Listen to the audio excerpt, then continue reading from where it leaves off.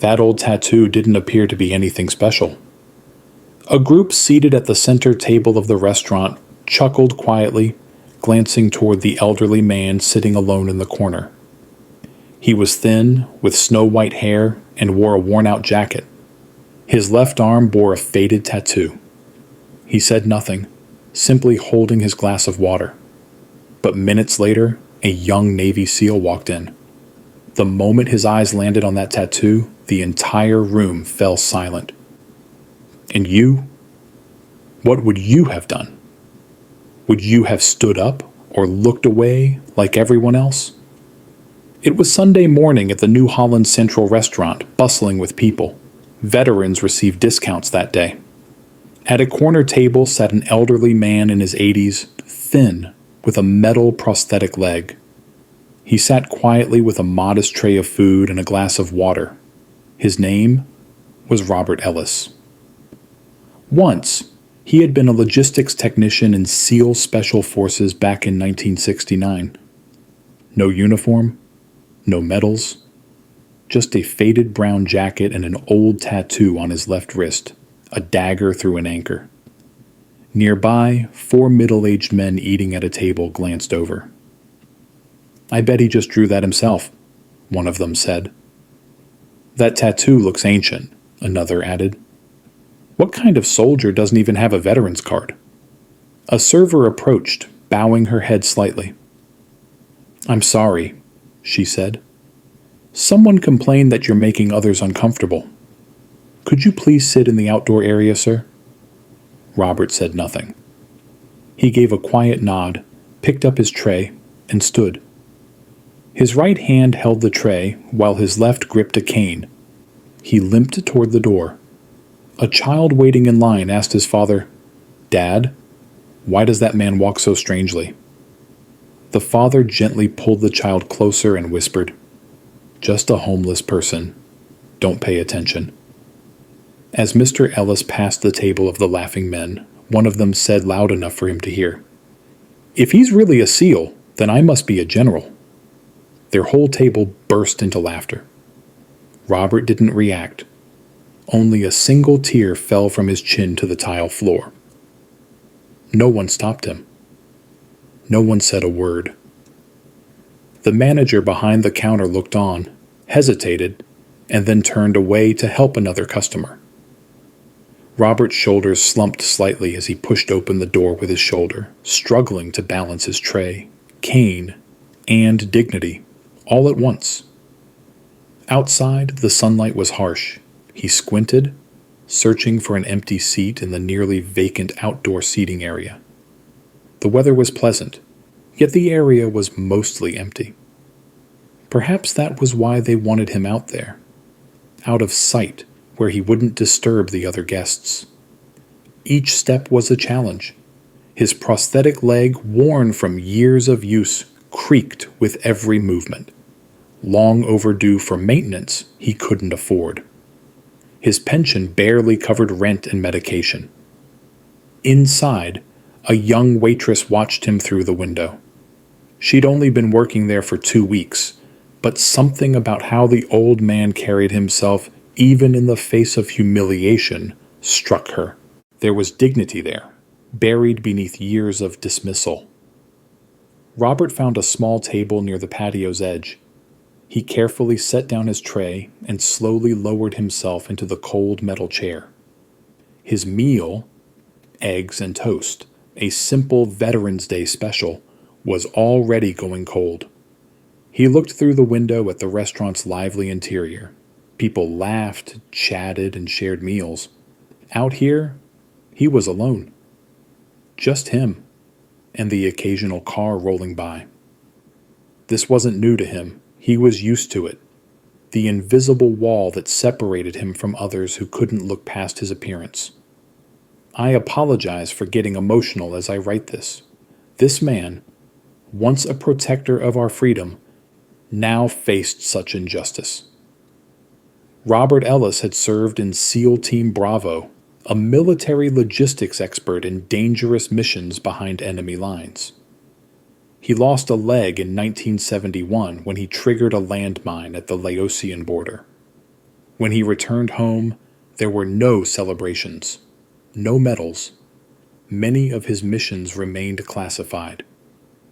He quietly opened a small auto repair shop in Colorado and worked with his remaining hand for 30 years, teaching young people, fixing cars for poor neighbors, never speaking of his service. All he carried was a small tattoo and a yellowed letter from his former commander. Thank you to the most silent soldier I have ever commanded. Every year on Veterans Day, he would eat at a different restaurant, not for the discount, but to honor a friend who died alongside him. Yet each time, he was met with misunderstanding and rejection. He never corrected anyone, never complained, just moved on, carrying memories few could imagine. His neighbors only knew him as Old Rob, the kind man who fixed their children's bicycles and never missed saying good morning. What they didn't know was that his limp came from saving 3 men during a botched extraction, and the scars on his hands were from dragging wounded soldiers from burning vehicles. The restaurant he chose that day held special meaning. It was the place his fallen friend had promised to visit with him if they made it home. That promise was made the night before their final mission. In 1971, Robert and his team were deep in hostile territory, building supply routes. His closest friend, James Harrington, carried a photo of the restaurant in his pocket, often saying, "When we get home, I'm buying the first round." Just 8 miles from extraction, they hit a minefield. Robert, navigating with hand-drawn maps and uncanny memory, was blown 30 feet by the blast. He awoke to see medics working on what remained of his leg, and James's body bag being zipped up. 4 others were injured, but all made it out alive because Robert, despite his injuries, remembered the coordinates and guided the medevac helicopter in through radio interference. His technical skills, so often dismissed, saved 5 lives that day, but he couldn't save James.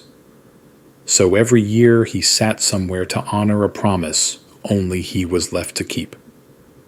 The dagger through anchor tattoo wasn't standard SEAL insignia. It was a custom emblem worn only by the 8 men in their unit. As far as Robert knew, he might have been the last one left carrying it. As Robert reached the door that morning, it opened from the other side. A young soldier, short hair, civilian clothes, and a confident stride, walked in. His name was Jackson Miles, a 27-year-old SEAL home on leave. He noticed Robert's tattoo and froze. "Excuse me, sir. Were you with SEAL Team Bravo?" Robert, startled, looked up. "Long time ago, yes, I was." Jackson snapped to attention and gave a military salute. "Sir, you're the one they tell us about in training. You're Ellis. G7, aren't you?" Robert couldn't find words. Jackson turned toward the counter. "This restaurant has no right to ask this man to leave. If anyone is uncomfortable in the presence of a living legend, they should go outside." The table of men fell silent. One stood up and left. An elderly woman nearby began to applaud. One by one, the rest of the diners followed, rising in respect. Robert gently squeezed Jackson's hand. "Thank you, son. Just one person recognizing. That's enough." Jackson wasn't finished. Stepping to the center of the restaurant, he spoke clearly. "This man before you coordinated the extraction of 17 wounded soldiers during Operation Swift Current. That tattoo was earned in blood, not bought in a shop. I stand here today because men like him set the standards we follow." The room stilled. Coffee cups froze mid-sip. Forks paused halfway to mouths. "In training," Jackson continued, "they teach us about the shadow teams, the men who made impossible missions possible. Robert Ellis created protocols we still use today. His supply planning saved more lives than many medics." The shaken manager approached. "Sir, I'm deeply sorry. There's been a mistake. Your meal is on the house. Please return any time. It would be an honor. Robert smiled gently. No need for special treatment. I just came to remember a friend. Jackson asked softly, May I join you, sir? I'd be honored to hear about him. Robert nodded. They moved to a quiet table, not outside, but the best in the house. From across the room, the 4 men who had mocked him watched silently. Then, one by one, they stood and quietly left, leaving their meals unfinished. The young waitress approached with fresh coffee, her voice trembling. I'm so sorry about earlier. My grandfather was in Vietnam, too. He never spoke of it. Robert looked at her. What was his name? He asked gently. James Harrington, she replied. I never met him. He died before I was born. Robert's hands shook as he reached into his wallet and pulled out a worn photo. Your grandfather, he whispered, promised to buy me a burger here someday. A week later, the town paper ran a small story. The old soldier and the salute that silenced a restaurant. A photo of Jackson saluting Robert at the door of the New Holland Central spread across social media, shared millions of times. Locals began visiting the restaurant, asking about Robert.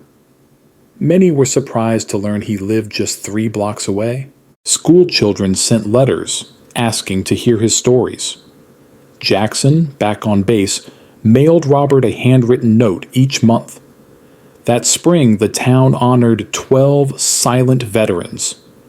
Robert was the first to speak. I don't represent anyone, he said. I'm just someone who tried to do the right thing and lived quietly. In the audience, Jackson stood with his hand over his heart. Robert's auto shop became a gathering place, not just for repairs, but for quiet understanding. He never spoke of himself. At school events, he only spoke of the meaning of service and remembering those who didn't come home. The tattoo once mocked became a local emblem. It was etched into a plaque outside Town Hall. Honor the quiet ones. Jackson's SEAL career flourished. Yet, he always remembered Robert. During training sessions, he shared Robert's story. The logistics officer who saved countless lives through silence and skill. On Robert's 85th birthday, he opened the door to find Jackson with 7 young SEALs, all eager to meet the man behind the stories. With them was Sarah Harrington, the waitress, now joined by her family. He would have been proud to know his granddaughter met you, Robert told her, his voice steady despite tears. The town renamed the street where his shop stood, Silent Service Way, not just for Robert, but for all who served in the shadows. When Robert passed 3 years later, hundreds attended his funeral. Many wore pins with a dagger through an anchor. Jackson and 5 active SEALs carried his coffin with full honors denied to him for decades. His old prosthetic leg was replaced with a new one, donated by a veterans group inspired by his story. On his tombstone, beneath his name, were simple words. His silence spoke volumes. His service changed lives. If this moment moved you, perhaps it's time we stopped forgetting those who gave everything in silence. Subscribe to Hidden Sparks for more powerful stories of veterans and moments that still echo in our hearts.